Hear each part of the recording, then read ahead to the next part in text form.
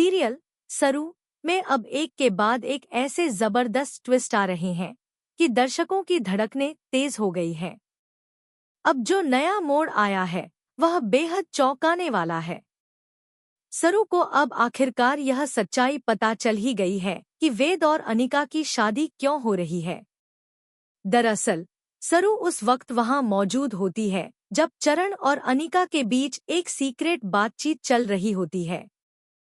सरू दूर से सब सुन रही होती है जब चरण अनिका से कहता है, तुमने उस वीडियो का गलत फायदा उठाया है और अब तुम्हें वही करना पड़ेगा जो मैं कहूँगा। इस पर अनिका को जबरदस्त गुस्सा आ जाता है और वह कहती है, तुम्हारा दिमाग खराब हो गया है क्या? लेकिन चरण जवाब देता है, नहीं, मेरा दिमाग बिल्कुल ठीक है। अगर तुमने मेरी वीडियो का गलत इस्तेमाल किया है तो अब बदले में मुझे भी कुछ चाहिए होगा। यही बातचीत सरू चुपचाप सुन रही होती है और चुपचाप ही उस सब की रिकॉर्डिंग भी कर लेती है।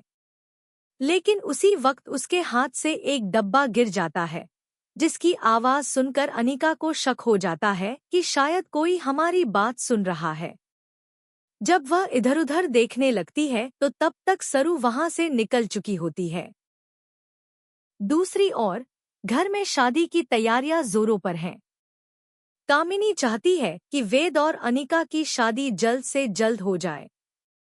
वो तुरंत पंडित जी को बुलवा लेती है और सभी घरवाले जब एक साथ जमा होते हैं तब पंडित जी से सगाई और शादी का मुहूर्त पूछा जाता है। पंडित जी बताते हैं कि अभी तो शादी का कोई शुभ मुहूर्त नहीं है, लेकिन 3 दिन बाद सगाई का बहुत अच्छा मुहूर्त है। ये सुनते ही तारा को गहरा झटका लगता है। सिर्फ 3 दिन, मतलब मेरे पास बहुत कम वक्त है। उधर एक इमोशनल सीन में फुल्ला वेद से मिलने आती है। वो वेद से साफ साफ कहती है, मुझे सब पता है कि तुम सरू से प्यार करते हो और सरू भी तुमसे प्यार करती है, फिर भी ये शादी क्यों? वेद कुछ नहीं कहता, लेकिन फुल्ला कहती है, सालों पहले सरू के पापा ने भी मजबूरी में ऐसा ही किया था। क्या तुम भी उसी रास्ते पर जा रहे हो? इससे साफ होता है कि वेद भी किसी मजबूरी में है। इसी दौरान जब सरू कॉलेज में वेद से टकराती है तो वो वेद को धन्यवाद कहती है, उसकी सगाई और शादी को लेकर। ये सुनकर वेद बहुत दुखी हो जाता है, क्योंकि वो दिल से सरू के पास रहना चाहता है लेकिन हालात उसे रोक रहे हैं। अब सरू के पास सारी जानकारी है कि ये शादी क्यों हो रही है, लेकिन असली सवाल ये है कि आखिर ब्लैकमेल कौन कर रहा है? क्या सरू अपनी समझदारी से इस शादी को रोक पाएगी?